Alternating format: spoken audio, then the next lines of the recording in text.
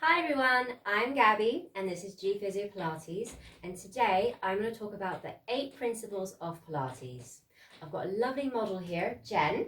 Hiya. She's going to help me out. So to start with, I've put a pillow underneath Jen's head just so it's not too high that it's going to irritate her muscles and not too low that it's going to shorten them. We're going to relax the shoulders, we're going to have the hands next to the hips, and we're making sure that the knees and feet are hip width apart.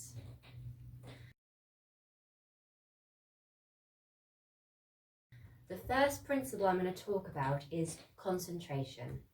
So Pilates exercises look easy, but they're not. Because we need your mind working with your body, it's actually harder. Because it's easy to just do a motion, but when we actually have feelings, when we actually think about that motion, it makes a big difference. So by using your mind, it's going to help you relax the shoulders, get your center engaged, get your bum muscles working, your leg muscles working, all the muscles working together so there's a teamwork in your body.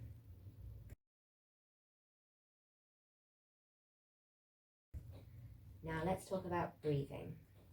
So Jen, most people breathe, and when they breathe, they bring their shoulders up. It's hyperventilating breathing, I call it, because you'll find that they'll just breathe in, breathe out, and it's quite a quick motion, and you can get loads of tension in your neck muscles, and you'll find your shoulders will actually come higher than they're supposed to, and you'll find that all the muscles will shorten. So I want you to relax your shoulders and just take a deep breath in for your nose, 1, 2, 3, and breathe out for your mouth. Good. Now I'm going to place Jen's hands so the fingers are on the ribs in the front and then your thumbs behind. Same thing with your other hand. I'm going to put the fingers on the rib cage and then the thumb behind.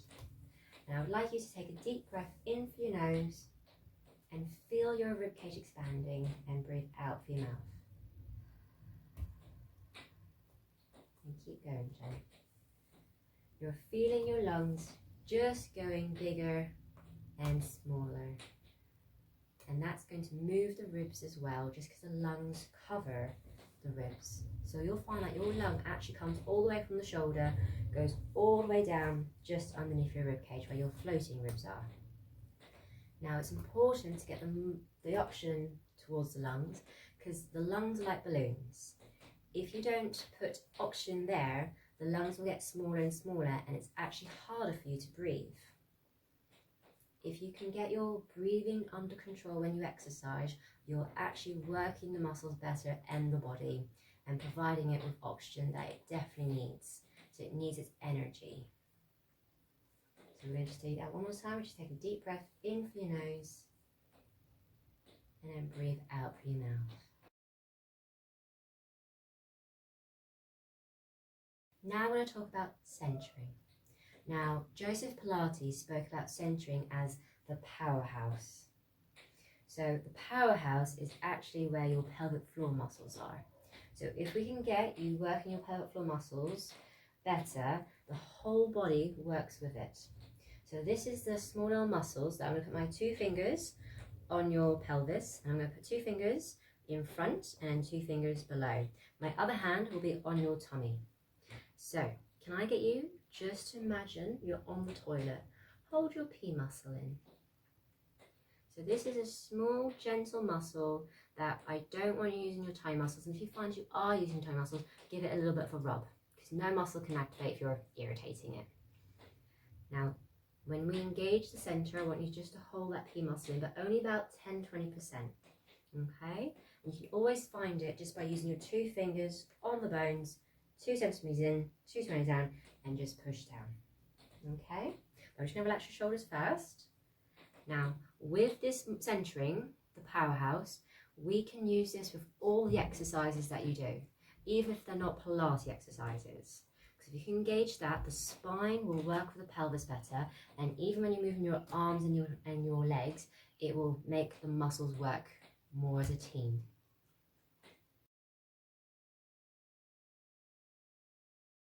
The 4th principle is control.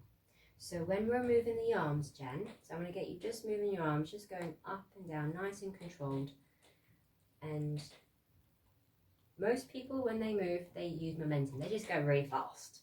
That's not really control. That's using momentum, a bit of gravity. But if you're working out, the slower you move, the more your muscles are going to work and work. And like anything, if you can use the arm muscles, keeping the spine nicely controlled and having the knees, feet hip width apart, engaging that center, it all works together. And then we come for the fifth movement, fifth principle, precision. And we're going to go down nice and controlled. Lovely. And then back towards your hips for me, Jen. So we're using control and precision here, just so she can use the shoulder muscles, and you can feel those muscles working, can't you? Yeah. Because the slower you move, the more the muscles are working. Make sure you're breathing in through your nose, out through your mouth, and then it brings back to concentration. So that's the thing, you have to concentrate using your breathing, making sure the movement's nice and slow. It's all about precision, making sure everything links up very well. And have a breather. Relax those shoulders.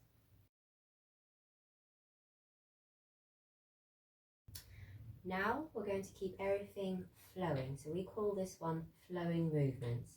So we're going to keep moving the shoulders for me, Jen.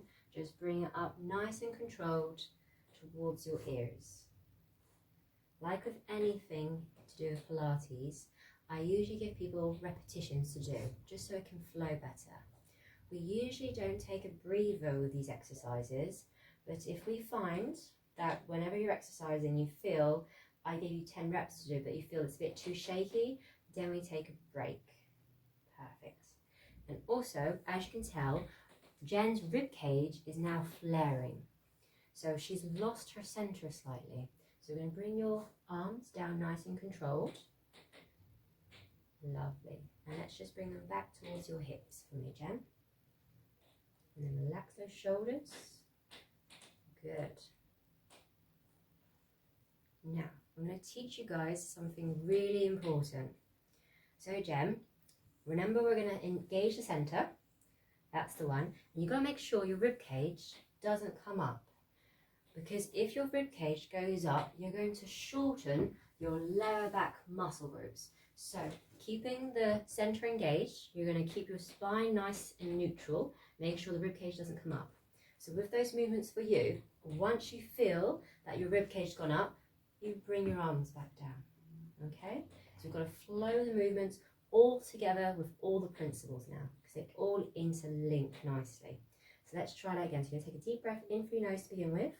And as you breathe out, we're going to bring the arms up, controlling the movement, using precision, and getting everything working together with flowing motion.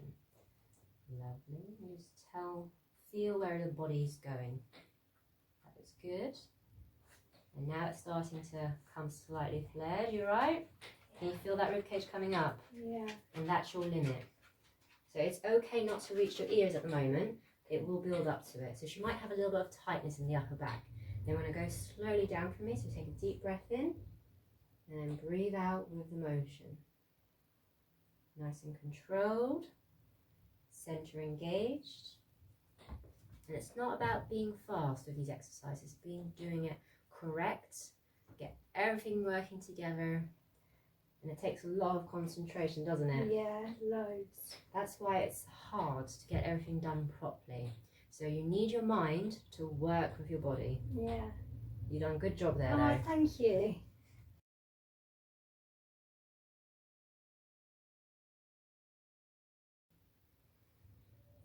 Now we come to the seventh principle, and that's integrated isolation. So Jen, I'm going to get you to engage your center, so those pelvic floor muscles are going to activate. The rib cage isn't flaring up, you're relaxing your shoulders, your head's comfortable on that pillow, and I'm going to get you to go into a tabletop position. So I'm going to take your left leg and bring it 90 degrees, and then your right leg's going to go 90 degrees as well. Perfect. So 90 degrees at the knees, 90 degrees at the hips.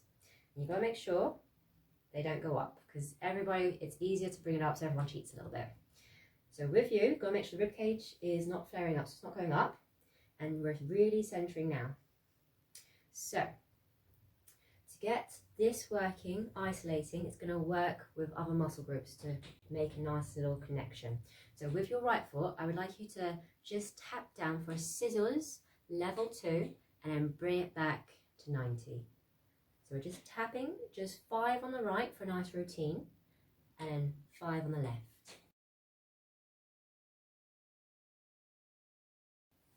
Then we come to our 8th principle, a routine. So once we do a nice little few repetitions on the right, a few on the left, we can try and incorporate this 3 or 4 times a week. Just making sure that all the principles are used with all the exercises you do, just to get everything going. Let's do the left one now. At least you're counting. We're going to breathe in and breathe out to tap. Breathe in to come up. Breathe out. Making sure the spine stays nicely, the shoulders are relaxed, and we'll keep breathing and coming up. So it all works together. So we're isolating these muscles, working with the legs now, not overusing your tummy muscles. And it's a lot to concentrate on, a lot to control, but she's doing a nice tempo. Good job. And relax by just putting one foot at a time down. Good. And then the right one. Brilliant.